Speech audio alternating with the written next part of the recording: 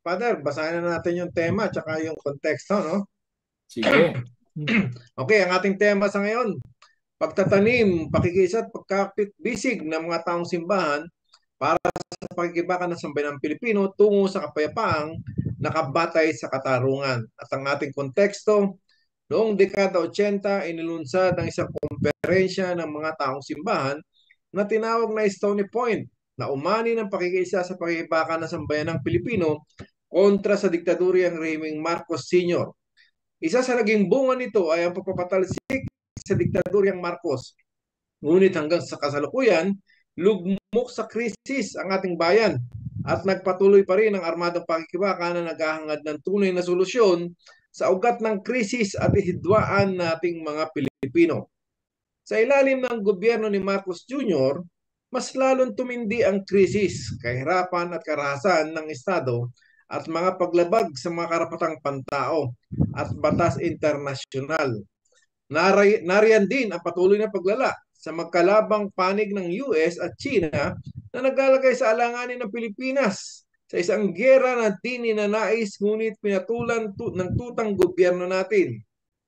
Sa sitwasyong ito, hinugna ang panahon ng manawagan ng mga taong simbahan na buhayin at paigtingin muli ang pagkakaisa sa loob at labas ng ating bansa upang samahan at suportahan ng sambayanang Pilipinong nakikibaka para sa tunay na kapayapaan at katarungan sa ating bayan.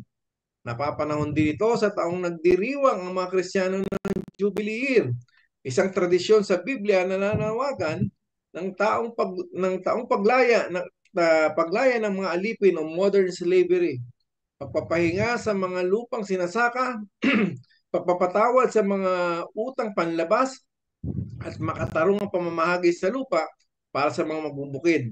Sa diwang ito, sa darating na Hunyo 27 hanggang 28, bukas at sa makalawa, ang isang pandaigdigang komperensya ng mga kinatawan ng iba't ibang pananampalataya dito sa Roma. Back to you, Father. Okay, so maaari din nating may tanong ano na ah, ito'y kumperensya ng mga kinatawan ng mga iba't ibang ika nga pinuno ng mga iba't ibang simbahan, hindi lamang Katoliko, Katoliko. hindi lang Kristiyano at kahit iba't ibang mga kaya nga pananampalataya. Interfaith. Mm. Kaya para samahan tayo para alamin natin ang tema ng pagtatanim na ito, o ano bang tinatanim nito at ano yung hinahangad nating aanihin, no? Sa sa darating na panahon. Walang iba kundi sasamahan tayo ng isa sa mga organisador o sponsors, no? Na kinatawan sa kumakatawan sa organisasyon na nag-sponsor ng Interfaith Conference nito. So, ang ating makapanayam sa gabing ito, mga kaimpapawid, ay isang Deputy General Secretary ng National Council of Churches in the Philippines, NCCP. At siya rin ay co-head of delegation of the Philippine Universal Periodic Review o UPR Watch. So kamay-kalain lamang, kagagaling lang ng ating panauhin sa gabing ito sa Geneva, katatapos lang nitong Philippine Universal Periodic Review. Kaya maganda rin maalaman natin kung ano ang inabot nito. At siya din ang kasalukuyang Program Director of ng NCCP Program Unit on Faith, Witness, and Service. Kaya talaga ito'y tunay na kumakatawan sa taong simbahan at hindi lang taong simbahan na nakaluhod at nanalangin, kundi kasama na rin sa kanyang panalangin ang tunay na pakikibaka para sa kapakanan, hindi lang kanilang reliyon, hindi lang kanilang sarili, kundi para sa buong sambayanan. Kaya ipakilala natin ang ating panawin sa gabing ito, mga kaimpapawid, walang iba kundi si Mervin Sol Tuquero.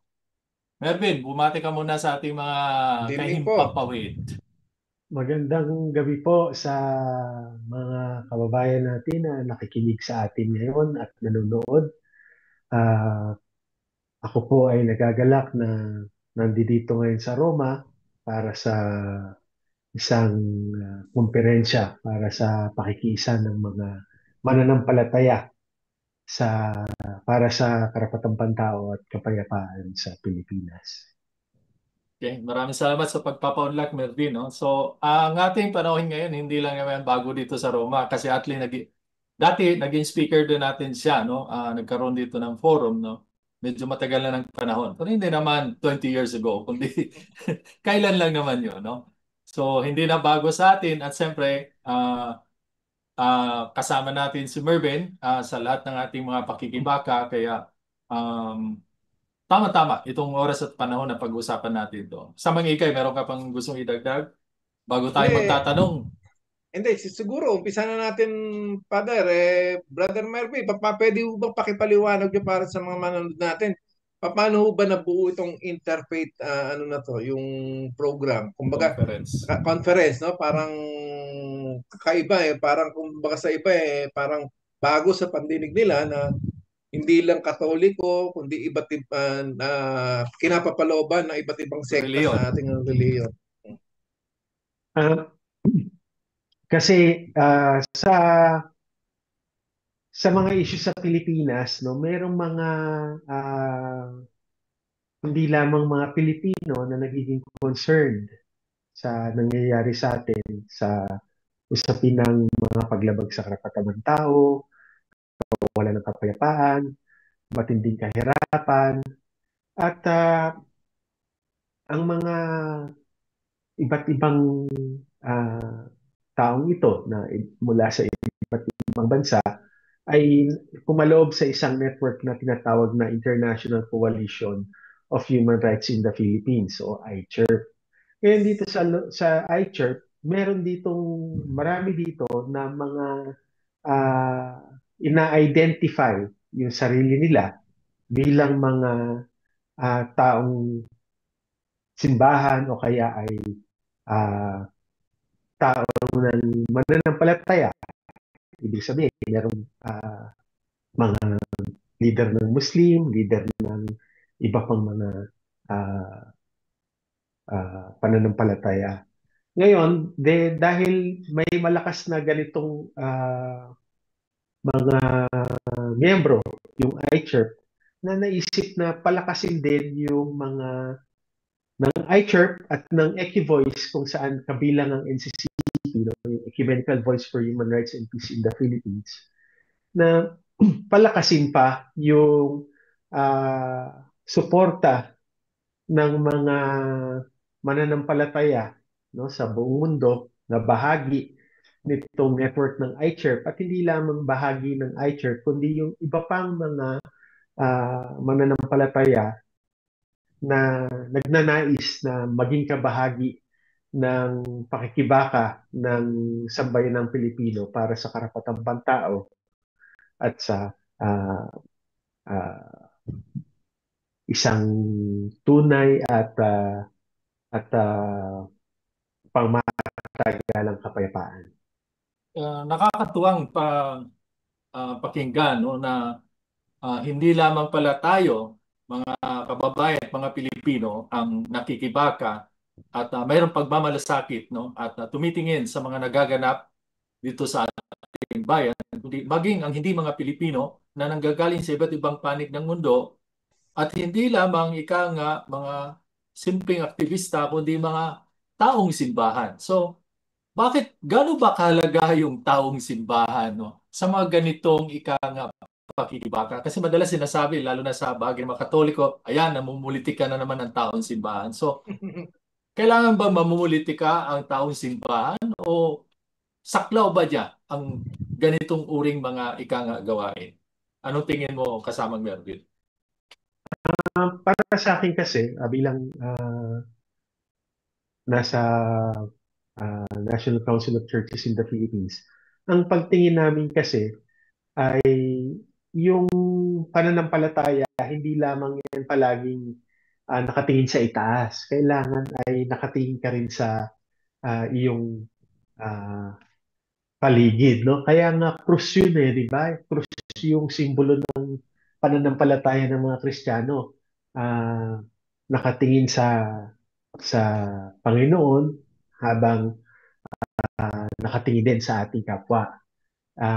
Dapat ay laging ganoon, no? Hindi po pwedeng kasi 'di ba ang sinabi ni Jesucristo, ang iyong ginawa sa mga maliliit na iyong mga kapatid o iyong kapwa ay ginawa mo sa akin. So ibig sabihin, para mo ma-express yung pananampalataya mo, kailangan ay ah, iniintindi mo o nakikialam ka doon sa kalagayan ng kapwa mo. No? At yung yun siguro yung inherent.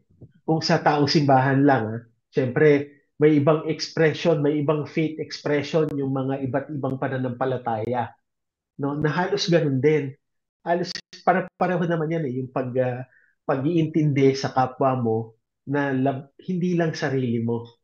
No? Kasi ini, i- iniisip natin na hindi ka naman mabubuhay ng mag-isa lang eh.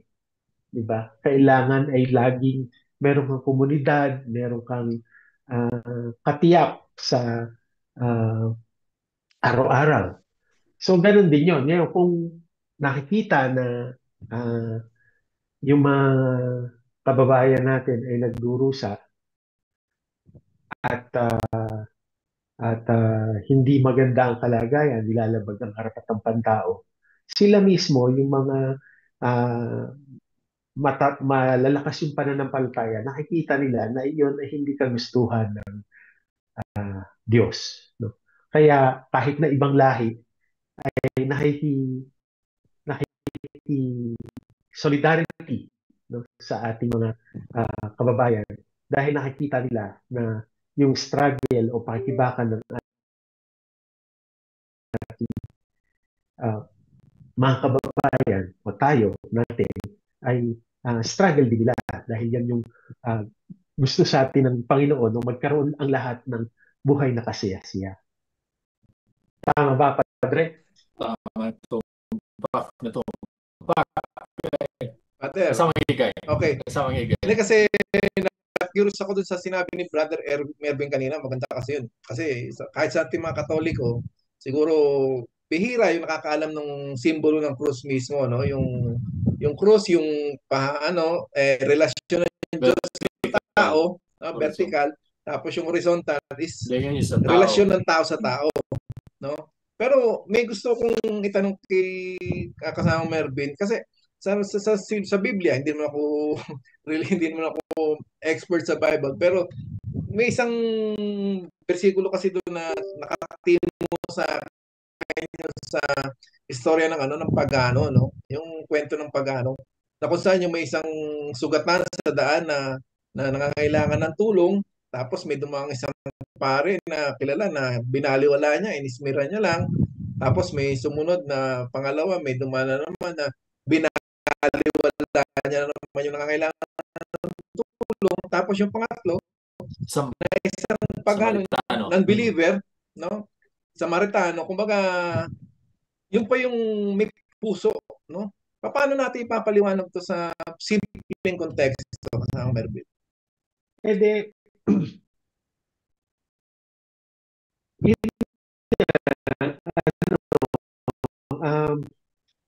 hanggat may uh, naghihirap sa paligid natin, ibig sabihin nun ay hindi niya na o hindi natin nabibigyan ng pagpapahalaga yung dignidad na binigay sa atin ng Panginoon. Kasi tayong lahat ay nilikha sa wangis ng Panginoon, di ba? So dahil tayo ay nilikha sa wangis ng Panginoon, at least sa point of view nating mga Kristiyano, tayo ay binigyan ng human dignity. Ngayon, pag ikaw ay hindi maayos ang pagkain mo, wala kang sariling tirahan, nilalabag ang karapatang pantao mo, yung dignidad na binigay sa iyo ng ating Panginoon ay na ayokong gamitin yung nasasalaula na nasisira, di ba? Dignidad yun na lahat tayo ay meron. Pero yan ay mapoprotektahan lamang kung tayo ay may karapatang pantao at ginagalang yung ating karapatang pantao. Ngayon, dapat sa ating mga Kristiyano, malinaw yun na tayo ay nilikha sa wangis ng Diyos at yung wangis na yan ang nag-i-ensure na tayo ay mahal ng Diyos at tayo ay kanyang dapat pinoprotektahan. At yan ay mapoprotektahan yung dignidad na yan sa human rights. Kaya lang ang nangyayari ngayon sa kalakhan ay yung karapatang pantao ay nilalabag, lalo na yung mga mahihirap. Mayroon kasing dalawang major set ng karapatang pantao, no? Yung una, civil and political rights. Yan yung karapatan mong bumoto, karapatan mong magpahayag, karapatan mong mag-peaceful assembly, karapatan mong magtipon, karapatang mamahayag, no? Yan yung tinatawag na civil and political rights. No? Karapatan mong mabuhay. Pero meron pang isang set ng karapatang pantao, yung tinatawag na social, economic, and cultural rights. Yan naman yung karapatan mo sa pagkain, karapatang mabuhay ng masagana, karapatan sa pabahay, karapatan sa edukasyon, karapatan sa trabaho, no? At yan, dapat pantayan na meron para, yun nga, maprotektahan o mabigyang dignidad yung binigay sa atin na regalo o gift ng Panginoon na human dignity.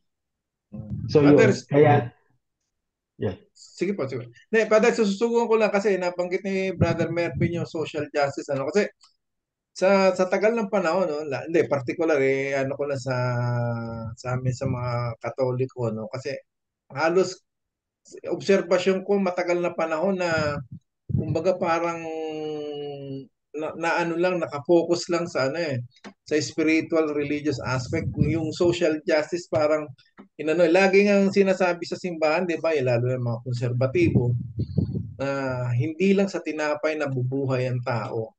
Totoo naman na, 'di ba, Brother Maybe, totoo naman. Pero dapat din natin aminin ng katotohanan na hindi rin mabubuhay ang tao kung walang tinapay. Yun nga yung sa form of social justice. Paano natin, hindi naman babanggain, ipapaliwanag sa sambayanan na kailangan pantay yung dalawang aspeto.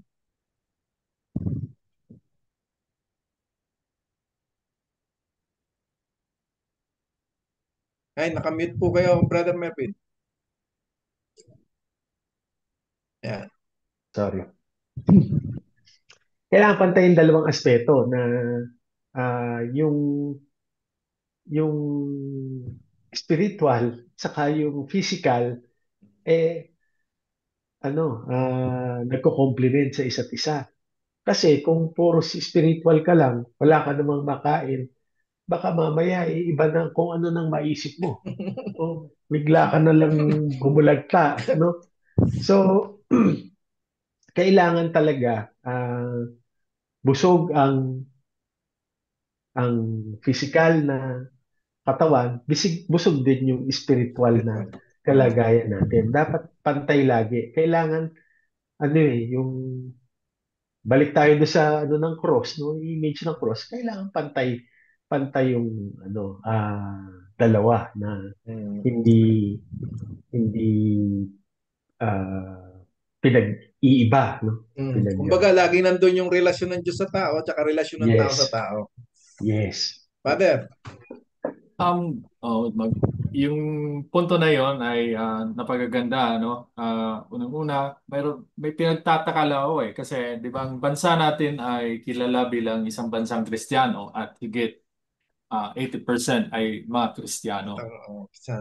Pero bakit umiiral pa rin ang mga iba't ibang forma ng karahasan? Bakit umiiral pa rin yung matinding kahirapan at mga paglabag sa karapatang pantao? So, kung tayo mga Kristiyano, bakit may mga ganitong nangyayari sa ating bayan? Kasi, syempre, kailangan natin pagkaganyan ng pinag-uusapan natin. Kailangan tingnan natin yung kasaysayan, no?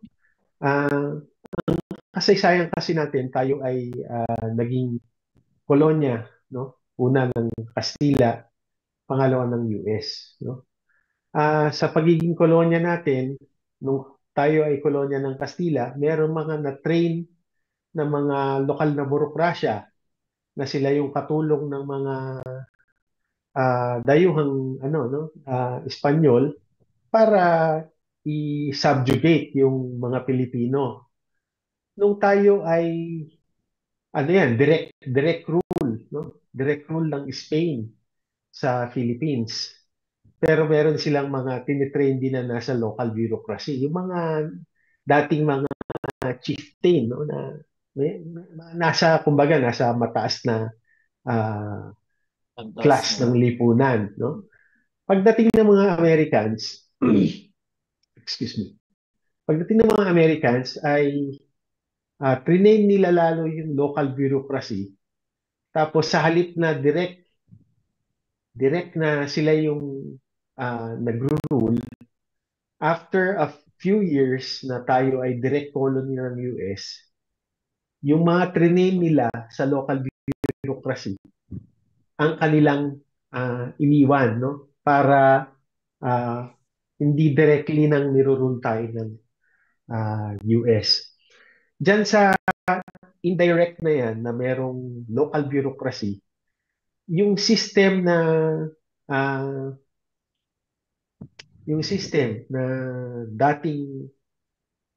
dating pinataw sa atin ng Espanya, which is base sa agrikultura, ah, medyo hindi lang medyo atrasado, no, mayroong landlord-tenant relationship. Yan ay kanilang pinanatili. Tapos yung local bureaucracy, yung nag-ensure na yung ating backward economy ay nagpo-provide ng cheap labor, cheap raw materials, at bagsakan ng mga yaring produkto at saka ng mga sobrang kapital galing sa US at sa iba pang mga malalaking bansa. So, dahil sa ganyan, hindi naman basta-basta yan may impose ng US di ba? Meron niyang dinaanan na pag education, no? At pag i-impose ng kanilang kultura. So ngayon, ang mas nakaka-dominate na culture ay yung culture ng subjugation magmula dun sa panahon ng mga Kastila at saka hanggang sa panahon ng Amerikano. At ngayon na quote-unquote meron tayong kalayaan pero merong local bureaucracy na trinain, no, ng US para yung ganong system ay manatili. Ngayon, sa ganyang system ay may ganyang kultura, no, na pinananatili yung ganyan na meron lang iilang mga mayayaman na nag-control, no, nung resources. Hindi lang nung resources, kahit yung bureaucratic power ng bansa. So yung ganyan ay kaya nananatili na mahirap ang malawak na bilang ng mamamayang Pilipino dahil dun sa ganong system. Para manatili na yung local trade bureaucracy na trinay ng US ay nagdi-bridge pa rin sa kanya doon sa ating sistema ng economy na backward at saka pinagkukunan ng mga hilaw na materyales at saka murang lakas paggawa. So, lumilitaw na ang kasalukuyang kalagayan natin ay may pinag-ugatan at hindi lang ito yung sinasabi nating kapalaran. Hindi lang ito bigla na lang ay nakaukit na sa ating palad ang ganitong mga kahirapan. Malinaw dito sa naipaliwanag ni Samang Mervin na meron tong pinag-ugatan sa ating kasaysayan. So, ito yung isang bagay siguro mga kaimpapawid na dapat din nating aralin kasi kadalasan ay pinapasa Diyos natin kasi buong akala natin ay kagagawan din ito ng Diyos at kapalaran natin. Pero hindi pala. Meron din Pagsubok lang palang daw, Father. Pagsubok ayo, lang. pagsubok, meron parang nasa likod nito na kung merong ika nga nasa likod, ibig sabihin, meron din tayong magagawa. Kasi ma-identify natin kung saan umuugat itong mga problema ito. Kaya malinaw na meron tayong magagawa. No? So, yan din itong ang diwa ng sinasabi nating pananampalataya. No? Dahil hindi naman tunay ang pananampalataya kung hindi ka handang magtaya. No? At yung pagtaya mo ay hindi lang naman yan ay pagtaya para ikaw lang ang makinabang, kundi pagtaya nga tinatayo yung sarili mo para sa iyong kapwa. So maraming salamat po sa magandang paliwanag na yun. Sana mahaba pang panahon natin para pag-usapan yung mga ganitong bagay. So, meron lang ako, bumalik ako dun sa kasi di ba kagagaling mo lang sa Geneva dito sa UPR Watts, no, sa Universal Periodic Review. So, ano nga ba nangyari doon? Bakit nandun ang mga Pilipino at may delegasyon ng Pilipinas? Ah, Maraming salamat sa tanong na yan, Father Aris. Yung Philippine UPR Watch ay mga organisasyon at mga institusyon sa Pilipinas na nag-engage dun sa UN Human Rights System ng UN Human Rights Council. UPR Watch ang pangalan niya, Philippine UPR Watch, kasi nabuo siya doon sa panahon na nire-review yung human rights 4 years yan. Ngayon ay kumbaga tapos na yung UPR, pero nag-report kasi special rapporteur on freedom of expression and opinion. At sa kanyang report ay sinasabi niya na kumbaga kung ano yung sinasabi natin na laganap ang paglabag sa karapatang pantao sa Pilipinas ay kumbaga pinapatunayan niya sa international community. At ang kanyang isa sa mga mayor na rekomendasyon ay yung NTFL-CAC na isang sa tingin isang discredited organization dahil sa pangre-red tag nito. Kasi yung pangre-red tag ay sa tingin ay sumasad ka sa freedom of expression and opinion, no? At mas malalang human rights violations ang nagaganap pagkatapos i-red tag ng isang tao o isang organisasyon. Ang rekomendasyon niya ay ito ay buwagin at ang gobyerno ay mag-engage sa mas epektibong peace building method na kung saan ay may boses ang mga kababaihan at ang mga komunidad, no, para sa isang mas epektibong peace building program ng Pilipinas. Isa pang kanyang rekomendasyon ay i-decriminalize yung libel, no? Tapos kasi ito ay nagiging weapon, no, laban sa mga journalists sa Pilipinas. Isa niya pang recommendation ay palayain yung mga nakadetain na mga human rights defenders. Particular, ang pinanawagan niya ay palayain si Frenchie May Cumpio at saka si Mariel Domiquil. Si Frenchie May ay isang journalist, no, na based sa Tacloban, Leyte. At si Mariel naman ay isang lay worker ng Rural Missionaries of the Philippines, Eastern Visayas. So, ang tingin ni Special Rapporteur Irene Can na sila ay nakakulong na ng 5 taon based sa tingin niya ay hindi makatarungang mga basihan at kailangan na silang palayain. May mga iba pang rekomendasyon regarding sa karapatang pantao, pero so dahil nga dyan sa tagal ng explanation. Dahil nga dyan sa report niya na yan, sa tingin namin may portahan siya. No? At ipakita na bukod sa kanya, ito din kami, mga galing sa Pilipinas na nagpapatotoo na yung sinasabi niya ay ito, nangyayari sa amin. No? Actually, may kasama kami si Jonila Castro na survivor ng abduction ng NTFL Cap, no?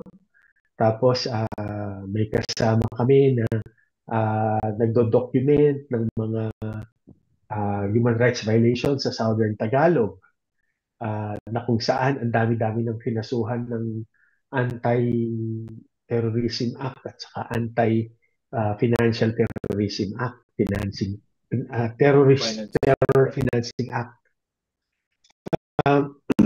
So, yan yung mga aming ginawang mga panawagan doon.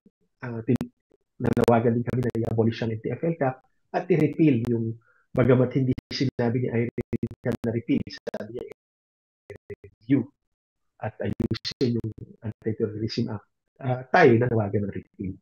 At pinakita din natin, may kasama din tayong taga-rice. Sinabi natin na kailangan talagang ang Pilipinas ay bumalik sa ICC, sa Rome Statute ng ICC, at i-ensure ng mga na nakikipag-cooperate sa ICC. So, yun yung mga dala-dala namin mga issue. Ay, siyempre, yung mga atake din sa mga simbahan, sa mga taong simbahan. So, ang isang dala namin malaking issue, yung pagkatalo ng civil forfeiture case sa Rural Missionaries of the Philippines. No? Na parang ang sinasabi pa ay yung mga kapatid na maliliit, no? Sa klase ng RNP ay sa kapatid nating mga magsasaka. No? Nag-mission sila para sa mga magsasaka pero pinagbintangan na nagsusuporta ng mga terorista, hanggang freeze na yung account nila. So, yun, ang isa natin dala-dala ng mga issue bukod pa yung mga nakakulong ng mga taong simbahan, iba pa mga paglabag sa karapatang-tao ng mga taong simbahan. So, ikay. Hindi, Brother Melvin, gusto ko lang sanang balikan kanina yung tungkol sa ano, no? Kasi nabanggit natin kanina sa konteksto, yung may term doon na modern slavery, no? Kasi siguro mas importanteng medyo kahit palalimin natin ng mga konti lang, no? Kasi tulad naman nabanggit kanina nung panahon ng Kastila ay talagang outright na alipin tayo, no? Talagang under tayo ng sarili religion. Pero nung sa Amerika na, tulad ng nabanggit natin kanina, na kumbaga andun pa rin, existing pa rin, no? Yung sistemang yun. And then tinatago nila na kumbaga parang yung modern slavery tinatago nila sa anyo ng religion. Kumbaga parang para walang kumontra, walang magkaklase. Ano natin maging banaya, di ka patanggap ng mga kababayan natin na talaga masasabi natin na existing yung lumang sistema hanggang ngayon, eh medyo may mga binago lang, pero andun pa rin. Paano natin papaliwanag ito sa Melvin? Actually, hindi lang sa religion, no? Kahit sa yung culture na mamayani sa atin. Lalo pa ngayon sa age ng social media na napakaraming fake news. No? So, yung mga paggamit na yan ng mga pamamaraan para malinlang ang tao o maging sa English ay docile o palasunod. No? Maging palasunod ay nag-i-ensure na yung ganong kaayusan ay nananatili. No? Sa totoo lang, sa ngayon, tatlong malalaking negosyante o bilyonaryo ang halos nagkokontrol sa politika ng bansa. No? Si Villar, yung national, yung NPC, no? Yung kanyang political party, ang daming nakuhang ano yan, Pwesto. seat sa Senado at saka sa hanggang sa local government. Ganon din si Ramon Ang at saka ah, sino nga itong isa? Si, hindi ko maalala. Si Enrique Razon. Yan. So yung tatlong yan, ang dami nilang control na mga members ng partido nila na nanalo, no? Nakakuha ng pwesto. So isipin mo, kung yung bureaucracy, karamihan, magmula sa senador hanggang sa local government, ay ano nila, mga Kontrolado tao nila. nila. Oo, kontrolado nila. Kaya nga, halos lahat ngayon ng water district, prime water, nabili lahat halos ng mga bilyar, no? Yung mga ganyan, hindi yan napapansin kagad ng mga mamamayan. Malalaman na lang nila, no? Dahil din yan sa mga sinabi mo na mga cultural instruments of uh, of deceit o panloloko o para manatili na iilan lamang ang may kontrol sa ating rekurso habang malawak na bilang ng mga mayan ang nagiging. Susundutan ko lang, Pads. Sana lang Sige. para medyo, kasi para hindi tayo mawala sa konteksto. Kasi kumbaga parang papasok din doon yung ano yung prinsipyo ng separation of church and the states, no? Kumbaga parang gusto nilang palabas na hindi dapat makialam ang simbahan sa politika dahil kumbaga dapat manatili ang simbahan sa pangreliyong usapin lang at huwag na makialam sa politika. Ano po yung masasabi natin dito? Ako, kung makikialam ang simbahan sa pagluluklok halimbawa ng nasa pwesto, yun ay paglabag sa separation of church and state. Pero pag ang simbahan ay ginagamit ang kanyang moral voice para i-criticize ang mga maling nakikita niya na ginagawa sa lipunan, no, sa gobyerno, yun ay separation of church and state pa rin. Dahil nga ginagawa mo yung moral role mo bilang simbahan at hindi ka naman nagluluklok ng tao sa pwesto o hindi ka mismo ang namumuno sa gobyerno, no? Yun pa rin ay separation of church and state. At yun ay duty ng simbahan talaga. Moral, ano niya yun, moral duty. No? Dahil pag may nakitang mali, yung role nating mga Kristiyano ay sabihin kung anong mali. Kaya nga si Kristo, di ba, ah, yung ginawang sugalan, yung templo, galit na Nagwala galit siya. siya. Nagwala Oo, siya. oo. So dapat, ganun din tayo. Pag may nakita tayong mga mali na nangyayari sa ano natin, kailangan talagang ano natin yun, i-denounce. Kasi yan yung role natin. Hindi tayo, hindi natin binabali yung principle ng separation of church and state noon. We are performing our duty of the church as opposed to being part of the state. Yun, napagaganda ng ating kwentuhan, no, sa mga kaimpapawid at medyo lumalalim yung gabi. Siguro sa huli na lang, hingin ko kay Marvin yung mensahe at saka panawagan, no, para sa magaganap bukas at sa Sabado at Linggo. No? Ano Oo bang nga, magaganap bukas? akala ko tatanungin niyo lang ako tungkol na sa biyahe namin sa UN.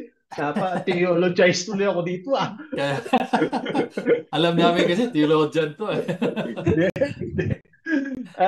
Sige, yung magaganap bukas yung pagtatanim o sowing seeds of faith, solidarity for the Filipino people's struggle for peace, ay marinig natin ang iba't ibang mga ah, pagbabahagi tungkol sa mga iba't ibang kalagayan nating mga Pilipino, no, sa Pilipinas at maging yung mga ah, libo-libong migrante, o milyong migrante, no, sa buong mundo na nakakaranas ng paglabag sa karapatang pantao, both civil and political rights and social and economic rights.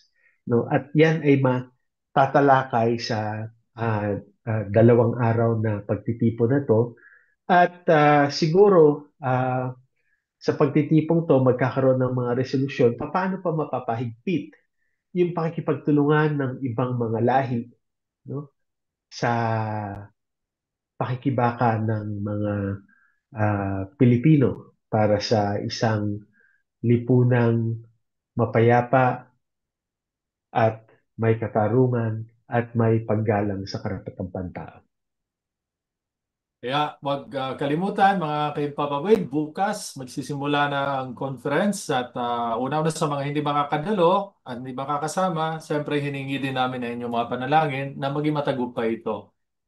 Siguro babasahin nyo na lang yung mga susunod namin ibabalita at anong naging resulta nitong Interfaith Conference. So yan ay ating masubaybayan sa mga susunod na linggo.